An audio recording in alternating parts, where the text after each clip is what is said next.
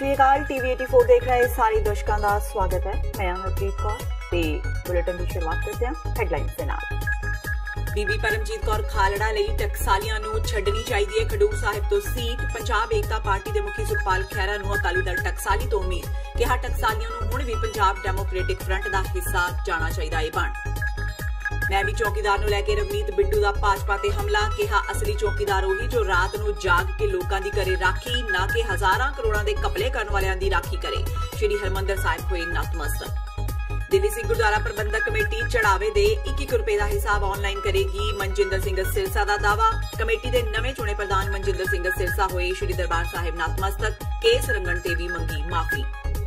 डेरा सिरसा तो वोटां मंगण वाले उम्मीदवारों प्रति श्री अकाल तख्त साहिब का सख्त रुख की ताड़ना कहा श्री अकाल तख्त साहिब वालों जारी हुक्मनामे ते कीता जावेगा अमल। ते करतारपुर कोरीडोर प्रोजेक्ट अगले पड़ाव ते भारत ते पाकिस्तान दीआं तकनीकी टीमां ने कीती मुलाकात। अगली बैठक 2 अप्रैल नूं वाघा विच। ते हुणे ने खबरां दा विस्तार। आनंदपुर साहिब ते खडूर साहिब सीट दे रेड़के नूं लैके डेमोक्रेटिक अलायंस तो वख होए अकाली दल टकसाली नूं मुड़ सुखपाल खैरा ने इकट्ठे होण दी अपील कीती है। खैरा ने कहा कि जेकर टकसाली आगू असल विच पंजाब अते पंथ दे हितैषी ने तां उन्हां नूं खडूर साहिब तो गठजोड़ दी उम्मीदवार बीबी परमजीत कौर खालड़ा दी मदद करनी चाहिए है। जलंधर विच प्रेस कॉन्फ्रेंस दौरान खैरा ने कहा कि उन्हां नूं अजे भी टकसाली दल वालों ठंडी हवा आउंदी महसूस हो रही है ते उम्मीद है कि अकाली दल टकसाली श्री खडूर साहिब तो अपना उम्मीदवार वापस लैके बीबी परमजीत कौर खालड़ा दी हमायत करनगे। टकसाली अकाली दल नूं मेरी बेनती है कि बीबी परमजीत कौर खालड़ा दी सपोर्ट करन। वो माਝੇ ਦੇ ਨੇ, ਉਹ एक बेदाग उम्मीदवार ने, उन्होंने परिवार ने कुर्बानी दी हुई है। उन्होंने परिवार ने मनुखी अधिकारों की बहुत वड्डी लड़ाई लड़ी हुई है। उन्होंने परिवार ने दा बहुत वड्डा योगदान है, कॉन्ट्रीब्यूशन है towards our state and our society. इस तरह के मीनिंगफुल कैंडीडेट का विरोध करना नहीं बनता और मेरी उन्होंने बेनती है बहुत निमरता के नाल कि उन्होंने अपना उम्मीदवार बीबी परमजीत कौर खालड़ा के हक में विड्रॉ कर लेना चाहिए वा। अगर वो विड्रॉ करेंगे असी we will try to reciprocate in the same manner.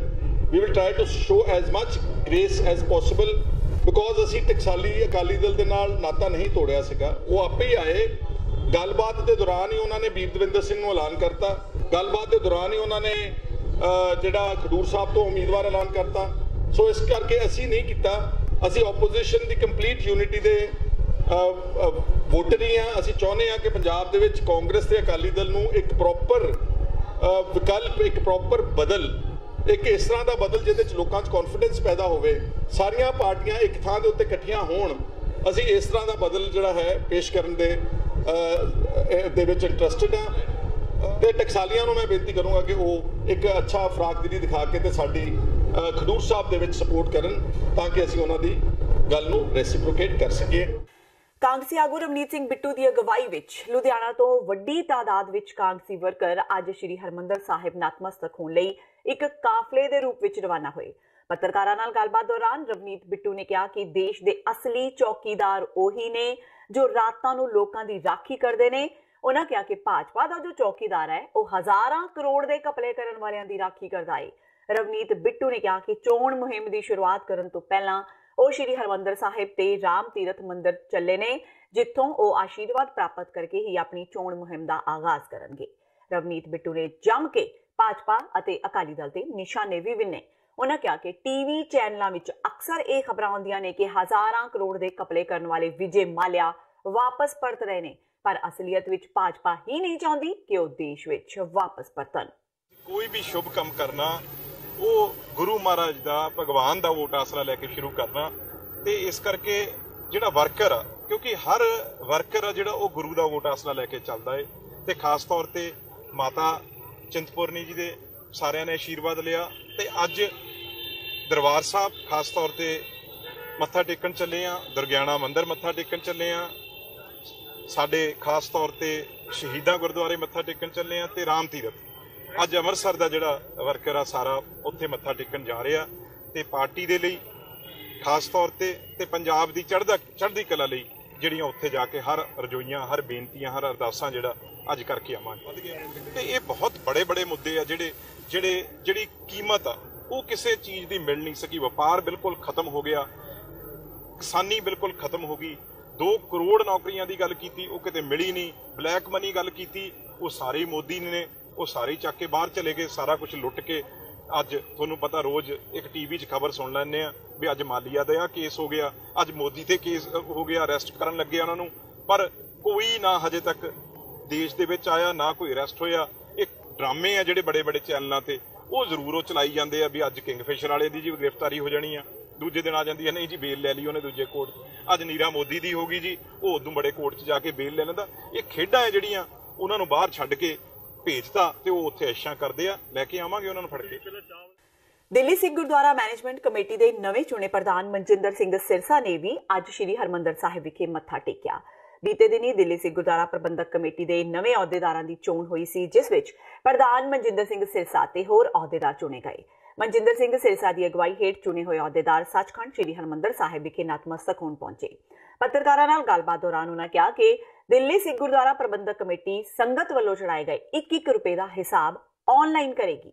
ਉਨ੍ਹਾਂ ਕਿਹਾ ਕਿ ਪਰਚੀ ਨੰਬਰ ਤੋਂ ਹੀ ਜਾਣਕਾਰੀ ਹਾਸਲ ਹੋ ਜਾਵੇਗੀ ਕਿ ਸੰਗਤ ਨੇ ਕਿੰਨੇ ਪੈਸੇ ਗੁਰੂ ਦੀ ਗੋਲਕ ਲਈ ਰਸੀਦ ਕਟਾਈ ਹੈ।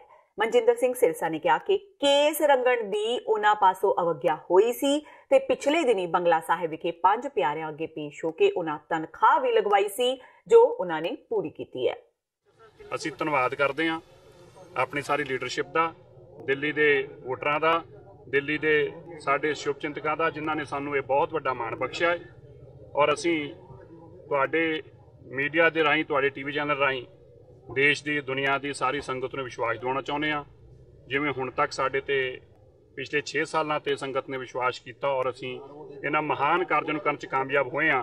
ਆਉਣ ਵਾਲੇ ਸਮੇਂ ਦੇ ਅੰਦਰ ਇਸੇ ਤਰ੍ਹਾਂ ਜਿੱਥੇ ਧੰਨ ਧੰਨ ਸਾਹਿਬ ਸ੍ਰੀ ਗੁਰੂ ਗ੍ਰੰਥ ਸਾਹਿਬ ਮਹਾਰਾਜ ਜੀ ਦੀ ਉਪਮਾ, ਗੁਰੂ ਸਾਹਿਬਾਨਾਂ ਦੀ ਉਪਨਾ, ਵਿਸ਼ੇਸ਼ ਤੌਰ ਤੇ ਗੁਰੂ ਨਾਨਕ ਦੇਵ ਸਾਹਿਬ ਮਹਾਰਾਜ ਦਾ 550 ਸਾਲਾ ਪ੍ਰਕਾਸ਼ ਪੁਰਬ ਦੇ ਉੱਤੇ ਉਹਨਾਂ ਦੀ ਵਡਿਆਈ ਔਰ ਉਹਨਾਂ ਦਾ ਫਲਸਫਾ ਘਰ ਘਰ ਪਹੁੰਚਾਉਣ ਦਾ ਕੰਮ, ਸਾਡੇ ਮਹਾਨ ਜਰਨੈਲਾਂ ਦੇ ਇਤਿਹਾਸ ਨੂੰ ਸੁਰਜੀਤ ਕਰਨ ਦਾ ਕੰਮ ਇਹਨਾਂ ਦੇ ਪਹਿਲ ਦੇ ਤੌਰ ਤੇ ਅਸੀਂ ਕਰਦੇ ਆਏ ਹਾਂ ਔਰ ਗਾਂ ਵੀ ਕਰਦੇ ਰਵਾਂਗੇ। ਅਸੀਂ ਤੇ ਬਾਰ-ਬਾਰ ਇਹ ਕਹਿ ਰਹੇ ਹਾਂ ਕਿ ਜਿਹੜੇ ਦੋਸ਼ ਲੱਗੇ ਨੇ ਉਹਦੇ ਤੇ ਸਫਾਈ ਦੇਣੀ ਚਾਹੀਦੀ ਆ।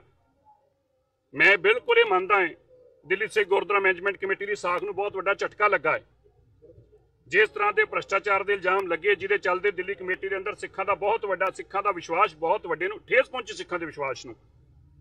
ਔਰ ਇਹ ਸਾਰੀਆਂ ਗੱਲਾਂ ਜਿਹੜੀਆਂ ਸੀ, ਮੈਂ ਸਮਝਦਾ ਕਿ ਕਿਉਂਕਿ ਉਹਨਾਂ ਨੂੰ ਇਹਨਾਂ ਦਾ ਜਵਾਬ ਅੱਜ ਨਹੀਂ ਬਲਕਿ 4 ਮਹੀਨੇ ਪਹਿਲਾਂ ਹੀ ਦੇਣਾ ਚਾਹੀਦਾ ਸੀਗਾ।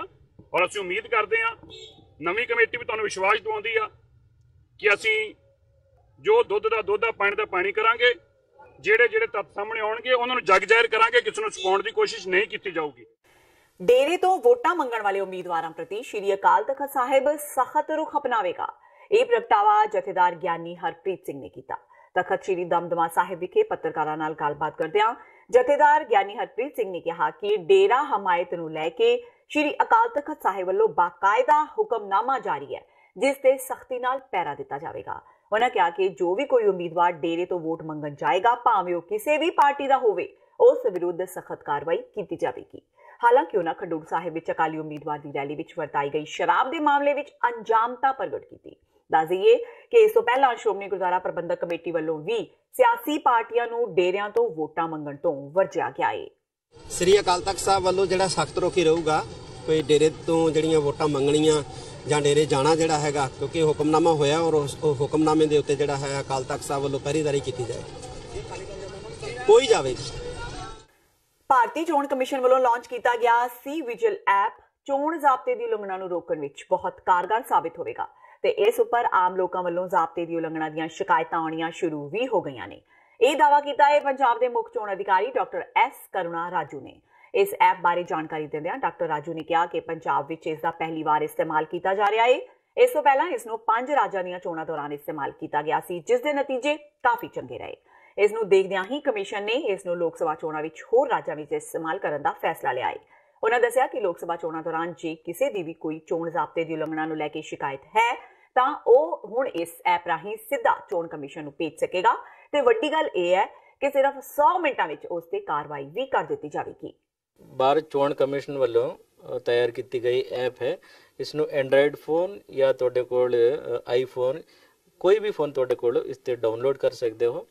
डाउनलोड करने उपरंत कोई भी कंप्लेंट तुसीं करना चाहते हो, model code of conduct violation हो या कोई भी कैंडिडेट ਨੂੰ एक्सपेंडिचर दी सीमा दी गई है वो 70 लाख, अगर इसनों कोई वायलेट कर रहा है उस वायलेशन इस दे विच कैप्चर करते हो या तो फोटो भेज सकते हो या कोई 2 मिनट का क्लिप तुसीं भेज सकते हो ताकि उस वायलेशन ते असीं कार्रवाई कर सके तुरंत 100 मिनट ਦੇ ਵਿੱਚ ਤੁਸੀਂ 5 ਮਿੰਟ ਦੇ ਵਿੱਚ ਇਸ ਅਪਲੋਡ ਕਰਨਾ ਹੈ।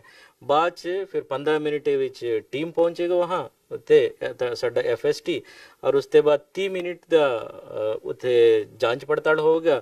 ਫਿਰ 5 ਮਿੰਟ DC यानी DO ਵੱਲੋਂ ਉਸ ਕੰਪਲੇਂਟ ਨੂੰ ਮਾਰਕ ਕੀਤਾ ਜਾਵੇਗਾ ਕਾਰਵਾਈ ਵਾਸਤੇ। अगर कोई कानून का उल्लंघना हुई है, अगर कार्रवाई की लोड़ नहीं है उन्होंने ड्रॉप भी कर सकते हैं। अगर कार्रवाई वास्ते ज़्यादा समय लग सकता है उसनों असी DO वालों एस्केलेट भी कर सकते हैं ताकि उन्होंने ज़्यादा समय मिल सके। पाकिस्तान ते भारत के तकनीकी विभाग के माहिरां विचाले मंगलवार नूं करतारपुर कोरीडोर प्रोजेक्ट संबंधी बैठक हुई। बैठक विच प्रोजेक्ट नाल संबंधित रस्मी कार्रवाइयां ते विचार वटांदरा कीता गया। बैठक तो बाद एक पत्रकार सम्मेलन विच विदेश मंत्रालय के बुलारे डॉक्टर मुहम्मद फैजल ने कहा कि दोहां देशां ने प्रस्तावित समझौते के ਵੱਖ-ਵੱਖ ਪਹਿਲੂਆਂ ਤੇ ਪ੍ਰਬੰਧਾਂ ਤੇ ਵਿਸਤ੍ਰਿਤ ਤੇ ਰਚਨਾਤਮਕ ਚਰਚਾ ਕੀਤੀ ਹੈ। ਇਸ ਦੇ ਨਾਲ ਹੀ ਕਰਤਾਰਪੁਰ ਲਾਂਘੇ ਦਾ ਕੰਮ ਤੇਜ਼ੀ ਨਾਲ ਅੱਗੇ ਵਧਾਉਣ ਤੇ ਵੀ ਸਹਿਮਤੀ ਜ਼ਾਹਿਰ ਕੀਤੀ। ਦੋਹਾਂ ਦੇਸ਼ਾਂ ਵਿਚਾਲੇ ਅਗਲੀ ਬੈਠਕ 2 ਅਪ੍ਰੈਲ ਨੂੰ ਵਾਗਾ ਵਿੱਚ ਹੋਵੇਗੀ। ਵਿਦੇਸ਼ ਮੰਤਰਾਲੇ ਦੇ ਬੁਲਾਰੇ ਫੈਜ਼ਲ ਨੇ 14 ਮਾਰਚ ਨੂੰ ਅਟਾਰੀ ਵਿੱਚ ਪਾਕਿਸਤਾਨ ਤੇ ਭਾਰਤੀ ਵਫਦ ਦੀ ਬੈਠਕ ਦੇ ਬਾਅਦ ਦੋਹਾਂ ਦੇਸ਼ਾਂ ਦੇ ਤਕਨੀਕੀ ਮਾਹਿਰਾਂ ਵਿਚਾਲੇ ਬੈਠਕ ਦਾ ਐਲਾਨ ਕੀਤਾ ਸੀ। उधर चीन ने पाकिस्तान ते भारत विचाले करतारपुर लांघे नूं लैके हुई बैठक का स्वागत किया है। बीजिंग विच पत्रकार सम्मेलन दौरान चीन के विदेश मंत्रालय के बुलारे गोंग शुआंग ने आस जाहिर की है कि भारत ते पाकिस्तान विचाले संबंधित तरक्की नाल खेतर विच तनाव घट करन विच मदद मिलेगी। ते हुण वेला हो गया ब्रेक दा, बाकी दीयां खबरां इस ब्रेक तो बाद।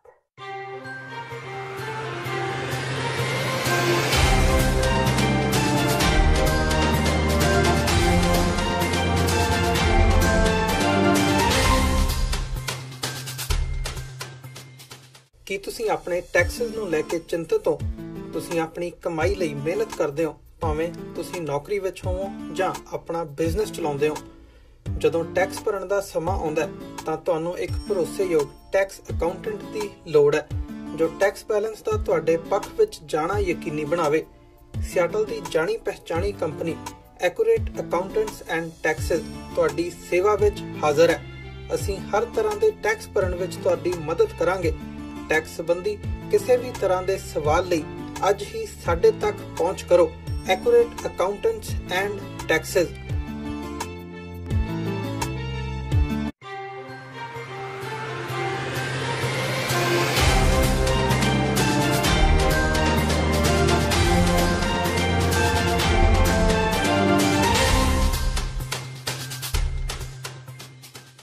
ब्रेक तो बाद TV 84 ਦੇ ਖਬਰਾਂ ਦੇ ਬੁਲੇਟਿਨ ਵਿੱਚ ਸਵਾਗਤ ਹੈ। ਵੱਧਦੇ ਹਾਂ ਅਗਲੀ ਖਬਰ ਵੱਲ। ਪਟਿਆਲਾ ਦੀ ਰਾਜੀਵ ਗਾਂਧੀ ਲਾਅ ਯੂਨੀਵਰਸਿਟੀ ਦੇ ਵਿਦਿਆਰਥੀ 5 ਦਿਨਾਂ ਤੋਂ ਯੂਨੀਵਰਸਿਟੀ ਪ੍ਰਸ਼ਾਸਨ ਖਿਲਾਫ ਧਰਨਾ ਦੇ ਰਹੇ ਨੇ। ਧਰਨੇ ਦੇ ਚਲਦਿਆਂ ਉਹਨਾਂ ਕੱਲ ਤੇ ਅੱਜ ਦੇ ਪੇਪਰ ਦਾ ਵੀ ਬਾਈਕਾਟ ਕਰ ਦਿੱਤਾ। ਉਹਨਾਂ ਕਿਹਾ ਕਿ ਜਦੋਂ ਤੱਕ ਉਹਨਾਂ ਦੀਆਂ ਮੰਗਾਂ ਨਹੀਂ ਮੰਨੀਆਂ ਜਾਂਦੀਆਂ ਉਹ ਆਪਣਾ ਸੰਘਰਸ਼ ਜਾਰੀ ਰੱਖਣਗੇ। ਦੱਸ ਦਈਏ ਕਿ ਵਿਦਿਆਰਥੀ ਮੁੱਖ ਪ੍ਰਬੰਧਕੀ ਅਧਿਕਾਰੀ SP ਸਿੰਘ ਨੂੰ ਯੂਨੀਵਰਸਿਟੀ ਤੋਂ ਬਾਹਰ ਕਰਨ ਦੀ ਮੰਗ ਕਰ ਰਹੇ ਨੇ। ਵਿਦਿਆਰਥੀਆਂ ਦੀ ਮੰਗ ਹੈ ਕਿ SP ਸਿੰਘ ਉਹਨਾਂ ਨਾਲ ਮਾੜਾ ਸਲੂਕ ਕਰਦੇ ਨੇ। ਹਾਲਾਂਕਿ ਵਿਦਿਆਰਥੀਆਂ ਨੇ ਕਿਹਾ ਕਿ ਜਿਨ੍ਹਾਂ ਦੇ 5 ਸਾਲ ਪੂਰੇ ਹੋ ਰਹੇ ਨੇ ਉਹ ਵਿਦਿਆਰਥੀ ਪੇਪਰ ਦੇ ਸਕਦੇ ਨੇ, ਪਰ ਬਾਕੀ ਸਾਰਿਆਂ ਇਮਤਿਹਾਨਾਂ ਦਾ ਬਾਈਕਾਟ ਕਰ ਦਿੱਤਾ ਗਿਆ ਹੈ। ਵਿਦਿਆਰਥੀ ਯੂਨੀਵਰਸਿਟੀ ਅੰਦਰਲੇ ਹੋਸਟਲ ਦੇ ਬਾਹਰ ਜ਼ਮੀਨ ਤੇ ਗੱਦੇ ਵਿਛਾ ਕੇ ਲੇਟੇ ਹੋਏ ਨੇ। ਉਹਨਾਂ ਦਾ ਕਹਿਣਾ ਹੈ ਕਿ ਯੂਨੀਵਰਸਿਟੀ ਪ੍ਰਸ਼ਾਸਨ ਤੇ ਚਾਂਸਲਰ ਉਹਨਾਂ ਦੀਆਂ ਮੰਗਾਂ ਵੱਲ ਧਿਆਨ ਨਹੀਂ ਦੇ ਰਹੇ, ਇਸੇ ਲਈ ਉਹਨਾਂ ਇਮਤਿਹਾਨਾਂ ਦਾ ਵੀ ਬਾਈਕਾਟ ਕੀਤਾ। ਵਿਦਿਆਰਥੀਆਂ ਮੁਤਾਬਕ ਉਹਨਾਂ ਦੇ ਮਾਪੇ ਵੀ ਕਹਿ ਰਹੇ ਨੇ ਕਿ ਜੋ ਉਹਨਾਂ ਨੂੰ ਸਹੀ ਲੱਗਦਾ ਹੈ ਉਹ ਉਹੀ ਕਰਨ। ਉਹਨਾਂ ਕਿਹਾ ਕਿ ਉਹ ਆਪਣੀ ਹੱਕ ਦੀ ਲੜਾਈ ਲੜ ਰਹੇ ਨੇ। ਜਦੋਂ ਤੱਕ ਉਹਨਾਂ ਦੀ ਸਮੱਸਿਆ ਦਾ ਹੱਲ ਨਹੀਂ ਹੁੰਦਾ ਉਹ ਆਪਣੀ ਜੰਗ ਜਾਰੀ ਰੱਖਣਗੇ। ਸਰ ਇਹ ਅਸੀਂ ਪਹਿਲਾਂ ਰਾਤ ਨੂੰ ਪ੍ਰੋਟੈਸਟ ਸ਼ੁਰੂ ਕੀਤੀ ਸੀ, ਕੱਲ ਸਾਰਾ ਦਿਨ ਪ੍ਰੋਟੈਸਟ ਚੱਲੀ ਹੈ ਤੇ ਅੱਜ ਵੀ ਸਾਰੀ ਰਾਤ ਬੱਚੇ ਬਾਹਰ ਸੁੱਤੇ ਨੇ। ਠੀਕ ਹੈ, ਤੇ ਪ੍ਰੋਟੈਸਟ ਹੈਗੀ ਇਹ ਇਨਸਾਫ ਦੀ ਪ੍ਰੋਟੈਸਟ ਹੈ, ਇਹ ਬੇਇਨਸਾਫੀ ਦੇ ਖਿਲਾਫ ਪ੍ਰੋਟੈਸਟ ਹੈ। ਅਸੀਂ ਜੋ ਮੰਗ ਰਹੇ ਹਾਂ ਅਸੀਂ ਪ੍ਰਸ਼ਾਸਨ ਦੇ ਖਿਲਾਫ ਨਹੀਂ ਹੈਗੇ, ਯੂਨੀਵਰਸਿਟੀ ਦੇ ਪ੍ਰੋਫੈਸਰਾਂ ਦੀ ਅਸੀਂ ਬਹੁਤ ਜ਼ਿਆਦਾ ਇੱਜ਼ਤ ਕਰਦੇ ਹਾਂ, ਪਰ ਜੋ ਧੱਕਾ ਸਾਡੇ ਨਾਲ ਹੋ ਰਿਹਾ ਹੈ ਧੱਕਾ ਨਹੀਂ ਚੱਲੂਗਾ। ਇਹ ਧੱਕੇ ਦੇ ਖਿਲਾਫ ਹਰ ਇੱਕ ਬੱਚਾ ਖੜਾ ਹੈ। ਜੇ ਸਾਨੂੰ ਕੋਈ ਮਾਂ ਜਾਂ ਭੈਣ ਦੀ ਗਾਲ ਕੱਢਦਾ ਅਸੀਂ ਨਹੀਂ ਸੁਣਾਂਗੇ। ਕੀ ਕਾਰਨ ਹੁਣ ਤੱਕ ਕਿਹੜਾ ਹੈਗਾ ਤੁਹਾਡੇ ਨਾਲ 3 ਦਿਨ ਹੋ ਗਏ ਹਜੇ ਤੱਕ ਤੁਹਾਡੀ ਸੁਣਵਾਈ ਜਿਹੜੀ ਨਹੀਂ ਹੋ ਪਾ ਰਹੀ, ਕੀ ਮੰਨਦੇ ਹੋ ਕੀ ਕਾਰਨ? ਸਰ ਦੇਖੋ ਅਸੀਂ ਇਹ ਨਹੀਂ ਕਹਿੰਦੇ ਕਿ ਕਿਸੇ ਵਾਈਸ ਚਾਂਸਲਰ ਦਾ ਜਾਂ ਕਿਸੇ ਹੋਰ ਦਾ ਕੋਈ ਜੱਜ ਦਾ, ਸਾਰੇ ਉਰੇ ਆਏ ਨੇ, ਸਾਰੇ ਨੇ ਗੱਲ ਕੀਤੀ ਹੈ, ਪਰ ਜੋ ਸਾਡੀ ਮੰਗਾਂ ਨੇ ਨਾ ਬਹੁਤ ਜਾਇਜ਼ ਨੇ ਅਤੇ ਸਾਡੇ ਤੇ ਬਹੁਤ ਪ੍ਰੈਸ਼ਰ ਪਾਇਆ ਜਾ ਰਿਹਾ ਕਿ ਮਿਡ ਸੈਮ ਵੀ ਦੇਣੇ, ਤੁਹਾਡੇ ਕਰੀਅਰ ਖਰਾਬ ਹੋ ਜੂ, ਕੱਲ੍ਹ ਨੂੰ ਤੁਸੀਂ ਜੱਜ ਬਣੋਗੇ, ਤੁਹਾਡੀ ਨੌਕਰੀ ਨਹੀਂ ਲੱਗਣੀ। ਪਰ ਸਰ ਸਾਨੂੰ ਨੌਕਰੀ ਦੀ ਪਰਵਾਹ ਨਹੀਂ ਹੈ ਕਿ ਸਾਨੂੰ ਇਨਸਾਫ ਚਾਹੀਦਾ ਹੈ। ਜੇ ਸਾਡੇ ਨਾਲ ਇਨਸਾਫ ਨਹੀਂ ਹੋਇਆ ਤਾਂ ਅਸੀਂ ਬਾਕੀ ਦੁਨੀਆ ਨਾਲ ਇਨਸਾਫ ਕਿਵੇਂ ਕਰਾਂਗੇ?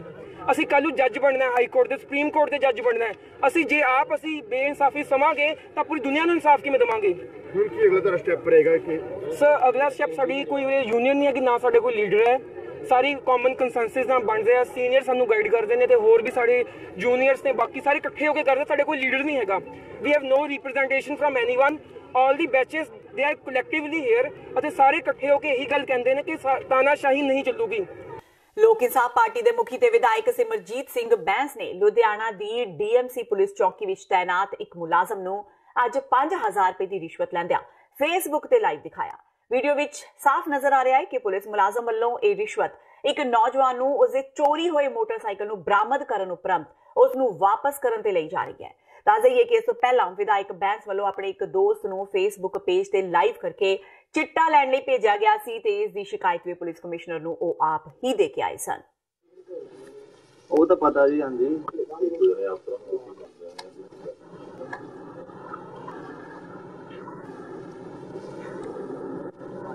ਉਹਦੇ ਤੋਂ ਇਲਾਵਾ ਨਹੀਂ ਮੇਰੇ ਤੋਂ ਹੋਰ ਐਵੇਂ ਮੈਂ 3500 ਬੈਂਕ ਤੋਂ ਬੁਲਾਇਆ।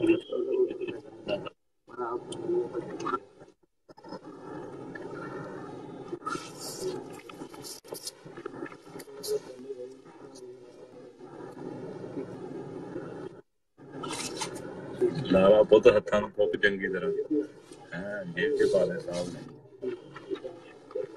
ਹਾਂ ਜਾਓ ਨਹੀਂ ਕੀਸਾਂ ਸਨੋਂ ਦਾ ਖੜਦਾ ਵੀ ਖੜਵਾ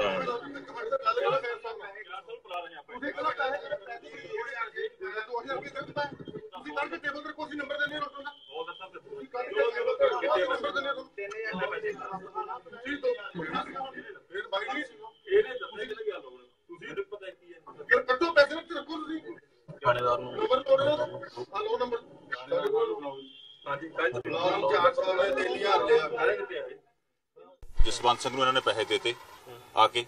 ਜਸਵੰਤ ਸਿੰਘ ਪੈਸੇ ਦੇਣ ਤੋਂ ਬਾਅਦ ਤੇ ਇਹਨਾਂ ਨੇ ਆਪਣੇ ਜਿਹੜਾ ਪੈਸੇ ਆ ਉਹ ਵਿੱਚ 2000 ਰੁਪਏ ਮੈਨੂੰ ਫੜਾਇਆ ਵੀ ਸਪੁਰਦਾਰੀ ਕਰਾ ਦੇਣਾ। 3000 ਰੁਪਏ ਇਹਨਾਂ ਨੂੰ ਵਾਪਸ ਕਰ ਦਿੱਤਾ ਇਹਨਾਂ ਨੇ।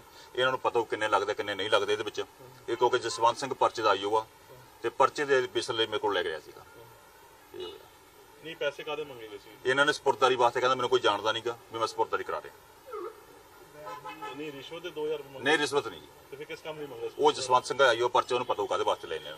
ਪੈਸੇ ਕਿੰਨੇ ਫੜੇ? 5000 ਰੁਪਏ ਜਸਵੰਤ ਸਿੰਘ ਨੇ ਫੜੇ ਜੀ। ਪੈਸੇ ਤੁਹਾਡੀ ਜੇਬ ਚੋਂ ਨਿਕਲੇ? ਪੈਸੇ ਇਹਨਾਂ ਨੇ ਮੈਨੂੰ 2000 ਦਿੱਤਾ, 3000 ਨੇ ਵਾਪਸ ਕਰਤਾ ਵੀ ਮੁਨਸੀ ਜੀ 2000 ਰੁਪਏ ਮੇਰਾ ਰੱਖ ਲਓ। ਠੀਕ ਹੈ ਜੀ। ਤੇ ਉਸ ਸਵਾਲ ਇਹ ਕਿ ਪੈਸੇ ਫੜੇ ਕਿਉਂ? ਇਹਨਾਂ ਨੇ ਕੋਈ ਸਪੁਰਦਾਰੀ ਲਏ ਤੇ ਵੀ ਮੈਂ ਸਪੁਰਦਾਰੀ ਕਰਾਉਣਾ ਤੁਹਾਡੀ ਮੋਟਰਸਾਈਕਲ ਦੀ। ਸਾਨੂੰ ਹਾਲੇ ਪਤਾ ਲੱਗ ਰਿਹਾ ਦਿਖਦੇ ਪਏ ਆ, ਪੜਤਾਲ ਕਰਦੇ ਆ। ਜਦੋਂ ਦਰਖਾਸਤ ਮਿਲੇਗੀ ਪੜਤਾਲ ਜਾਰੀ ਕਰਾਂਗੇ। ਜੋ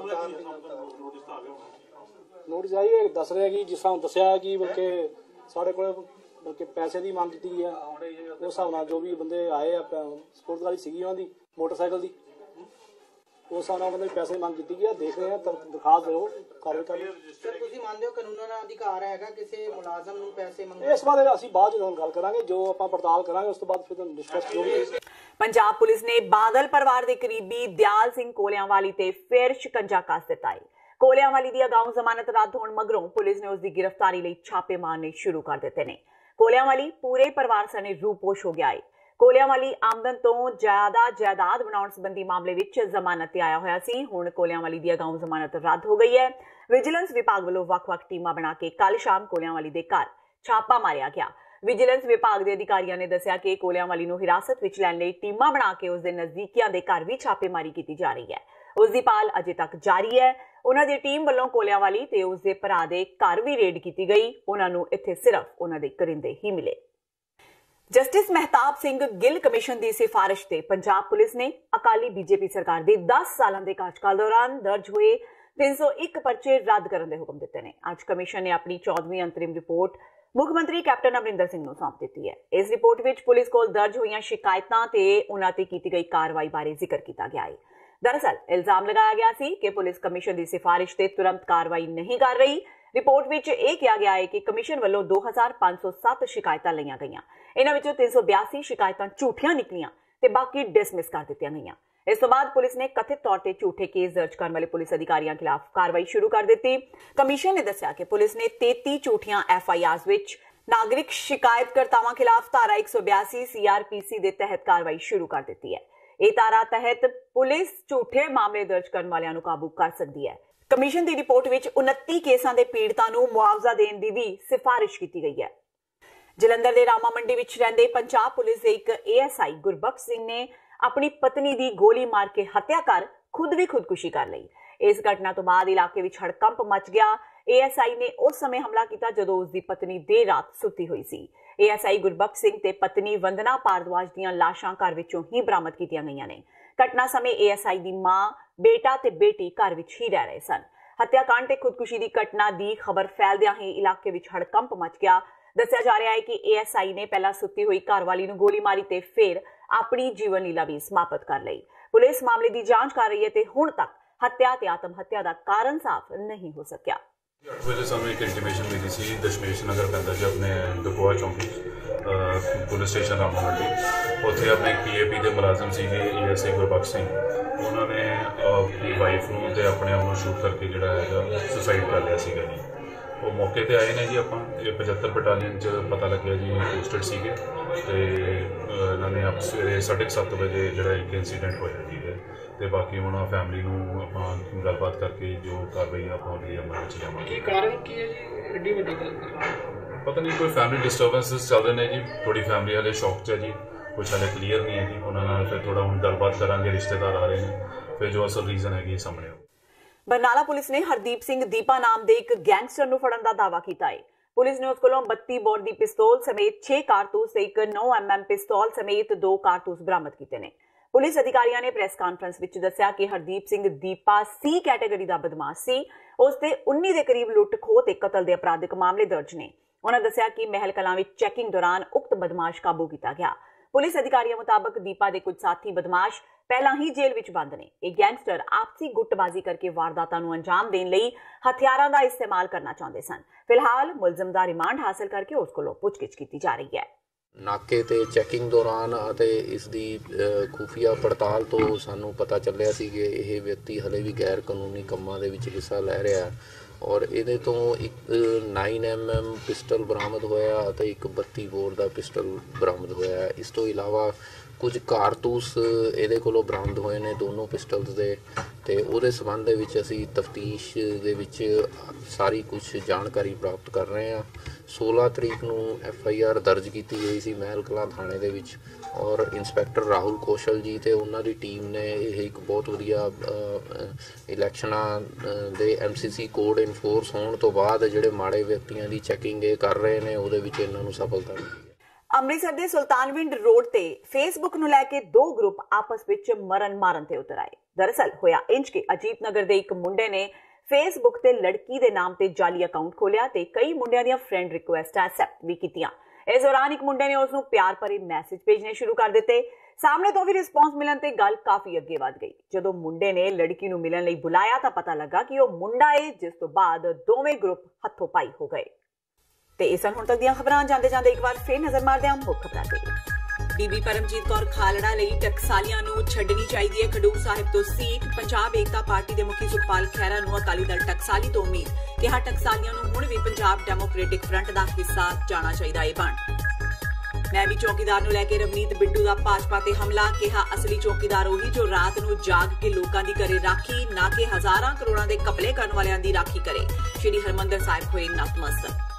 ਦਿੱਲੀ ਸਿੱਖ ਗੁਰਦੁਆਰਾ ਪ੍ਰਬੰਧਕ ਕਮੇਟੀ ਚੜਾਵੇ ਦੇ 21 ਰੁਪਏ ਦਾ ਹਿਸਾਬ ਆਨਲਾਈਨ ਕਰੇਗੀ। ਮਨਜਿੰਦਰ ਸਿੰਘ ਸਿਰਸਾ ਦਾ ਦਾਅਵਾ। ਕਮੇਟੀ ਦੇ ਨਵੇਂ ਚੁਣੇ ਪ੍ਰਧਾਨ ਮਨਜਿੰਦਰ ਸਿੰਘ ਸਿਰਸਾ ਹੋਏ ਸ਼੍ਰੀ ਦਰਬਾਰ ਸਾਹਿਬ ਨਤਮਸਤਕ। ਕੇਸ ਰੰਗਣ ਤੇ ਵੀ ਮੰਗੀ ਮਾਫੀ। ਡੇਰਾ ਸਿਰਸਾ ਤੋਂ ਵੋਟਾਂ ਮੰਗਣ ਵਾਲੇ ਉਮੀਦਵਾਰਾਂ ਪ੍ਰਤੀ ਸ਼੍ਰੀ ਅਕਾਲ ਤਖ਼ਤ ਸਾਹਿਬ ਦਾ ਸਖਤ ਰੁਖ। ਕੀਤੀ ਤਾੜਨਾ। ਕਿਹਾ ਸ਼੍ਰੀ ਅਕਾਲ ਤਖ਼ਤ ਸਾਹਿਬ ਵੱਲੋਂ ਜਾਰੀ ਹੁਕਮਨਾਮੇ ਤੇ ਕੀਤਾ ਜਾਵੇਗਾ ਅਮਲ। ਤੇ ਕਰਤਾਰਪੁਰ ਕੋਰੀਡੋਰ ਪ੍ਰੋਜੈਕਟ ਅਗਲੇ ਪੜਾਅ ਤੇ ਭਾਰਤ ਤੇ ਪਾਕਿਸਤਾਨ ਦੀਆਂ ਤਕਨੀਕੀ ਟੀਮਾਂ ਨੇ ਕੀਤੀ ਮੁਲਾਕਾਤ। ਅਗਲੀ ਬੈਠਕ 2 ਅਪ੍ਰੈਲ ਨੂੰ ਵਾਗਾ ਵਿੱਚ। ਇਸ ਨਾਲ ਹੀ TV 84 ਦਾ ਖਬਰਾਂ ਦਾ ਇਹ ਬੁਲੇਟਿਨ ਖਤਮ ਹੁੰਦਾ ਹੈ। ਮੈਨੂੰ ਹਰਪ੍ਰੀਤ ਕੌਰ ਨੂੰ ਦਿਓ ਇਜਾਜ਼ਤ। ਸਤਿ ਸ਼੍ਰੀ ਅਕਾਲ।